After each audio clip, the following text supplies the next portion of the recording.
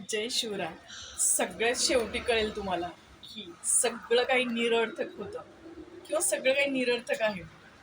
आपण एखाद्याला सुखी ठेवण्यासाठी आपलं स्वतःचं सुख बाजूला ठेवत असतो किंवा एखादं नातं टिकवण्यासाठी आपण आपल्याच बाजूने खूप प्रयत्नशील असतो. आपण एखाद्याचं स्वप्न पूर्ण करण्यासाठी स्वतःचं स्वप्न मारत असतो. आपण एखाद्यासाठी खूप प्रयत्न करत असतो, पण समोरून मात्र प्रयत्न शून्य असतात. पण एकदा का तुम्हाला शेवटला असं वेळ येते ना, की तुमच्या लक्षात येतं, की अरे, सगळं काही करून झालं, पण सगळं निरर्थक आहे. आपण सगळ्यांना खुश ठेवण्याच्या नादामध्ये, सगळ्यांना सुखी ठेवण्याच्या नादामध्ये, सगळ्यांची स्वप्न पूर्ण करण्याच्या नादामध्ये आपण स्वतःला स्वतः विसरलेलो असतो पूर्णपणे. त्यामुळे एक क्षण असा येतो, की नाही आता जे काही आहे ते सगळं फक्त स्वतःसाठी आणि आपण खरंच तेव्हापासून जीवन जगायला सुरुवात करतो, फक्त स्वतःसाठी.